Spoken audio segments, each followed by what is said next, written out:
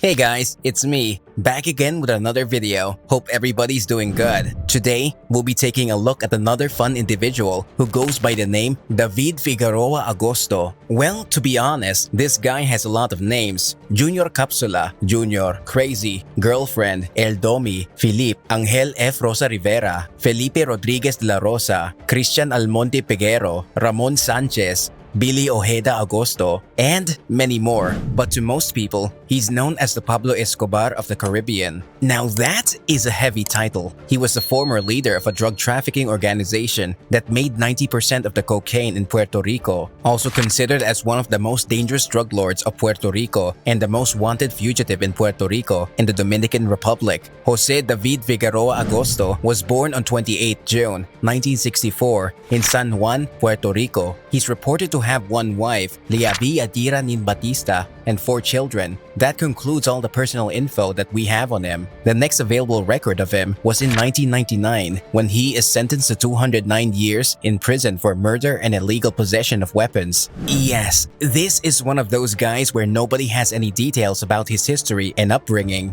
Somehow, within a time period of around 30 years, he managed to commit atrocities that will reward him with a prison sentence worth several lifetimes. To be more precise, he on September 5, 1999, is accused of conspiracy, kidnapping, and death of Edgardo Martinez, whom he had accused of stealing several kilos of cocaine from a Colombian drug trafficking network, and this rewarded him with a hefty sentence in the maximum security prison, Oso Blanco, in Puerto Rico. But after having passed a little less than 4 months since his arrest, on November 5, 1999, Agosto is presented to the administration of Oso Blanco with a false release order, which, despite having been reviewed by the authorities who found the postmark original, they made him walk to the exit door that led him to his freedom. Yeah, he managed to trick the system and got out of a maximum security jail after completing just 4 months of his 2,508-month sentence. There's been a lot of speculations regarding this seemingly effortless getaway. According to a news report, several politicians were involved. There is a whole history of letters from politicians directed at the request of Pedro Rosselló to mediate in search of a pardon in favor of Figueroa Agosto. 4 other leading political figures left the train to request a pardon in favor of drug trafficker Figueroa Agosto. They were Ramon Luis Rivera and Ramon Luis Rivera Jr., the first former mayor of Bayamon and the second current mayor.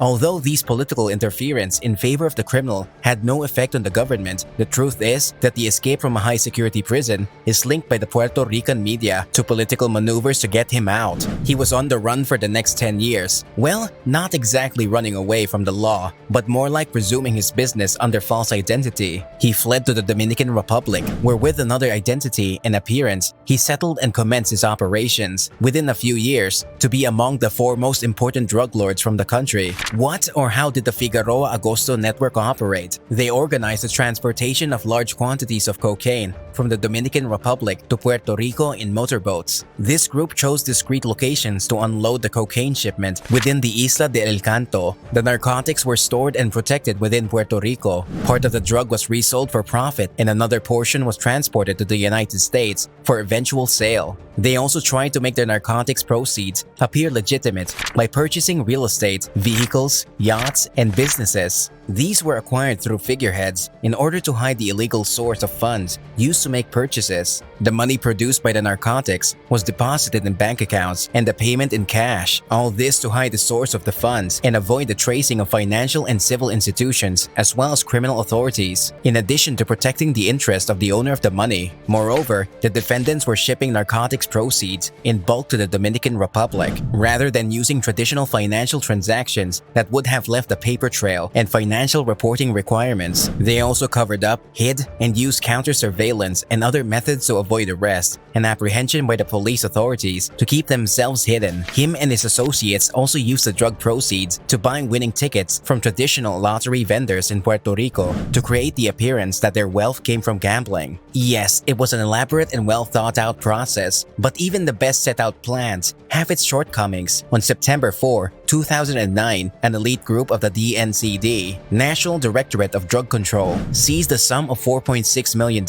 off the seats of a jeep located in the parking lot of a building. Figueroa himself was almost arrested but managed to escape spectacularly from a street chase in Santo Domingo when one of the tires of the vehicle he was traveling was hit with a bullet, and he fled on foot and ultimately managed to evade the DNCD officers by hiding in a sewer. However, the same cannot be said about his mistress. Mrs. Zobeda Feliz Morel was arrested, who was in apartment 14 of the aforementioned building, and where $130,000 were also found, occupied in a safe. In addition, 28 luxury watches, 4 jeeps, 2 firearms, 200 capsules of different types of weapons, cell phones, scales, and several cards were also seized, one from the National Directorate of Investigations and a driver's license, both documents obtained with internal relationships and entities. The sum seized amounted to $4,625,700. Feliz Morel was granted bail on the condition that she attend the court twice to be interrogated again, despite the fact that she attended her first appointment and no evidence was found to incriminate her. The second appointment never happened. Yeah, she fled. At this point, people escaping is not surprising. Figueroa's luck did run out in July 2010 when he is captured along with 2 other people trying to evade the authorities in a vehicle down a street in the community of Loiza, Puerto Rico. But he had no escape because he was cornered. His sentimental partner, Feliz, was also arrested after having escaped the persecution by the Dominican authorities, accused of drug trafficking. They also managed to catch EDDY BRITO, supposedly his right-hand man. Oh yeah, before I forget, this guy became viral on the same year for releasing a sex tape. Released is kind of misleading. It was confiscated by the Dominican police and they leaked it. It had José Figueroa featuring multiple women, and it was selling like hotcakes in the streets of the Dominican Republic. Reports say that it was so popular that they had to double the price. Back to our story. After almost 2 years of multiple trials and courtroom dramas, in 2012, José David Figueroa pleaded guilty to the charges related to drug trafficking that the prosecutor's office charged him with.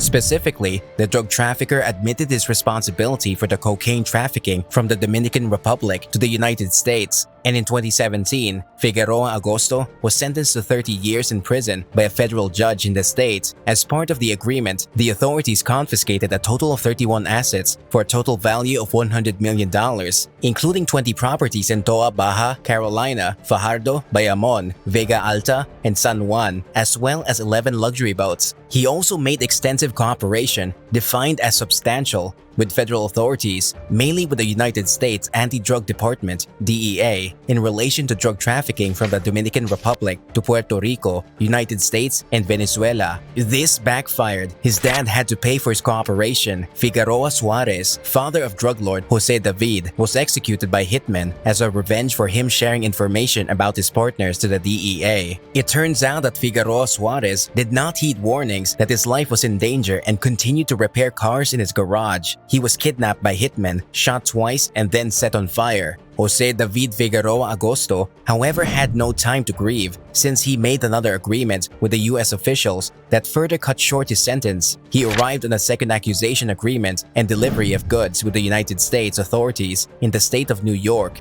This agreement was arranged on January 2020. And this guaranteed his release almost immediately, and on March 27th of the same year, he walked a free man. It's unclear to what exactly pertained to the deal with the authorities, and it will remain so as 90% of the documents provided by Figueroa Agosto are classified, and their disclosure is prohibited by US law. José David Figueroa Agosto, a man at one point that served a sentence of 209 years, plus an additional 30 years, is currently walking free, just like you and me. Is this justified? Can someone who has done irrevocable damage to our society be excused from all charges? I don't get to decide that. However, Figueroa Agosto's life proves that with enough money and power, it is actually possible to bend the laws to your benefits, not once, but multiple times. And that's it for today's video. As always, make sure to like and share our videos. And if you're new here, do subscribe to our channel. We have similar content posted frequently. Thank you.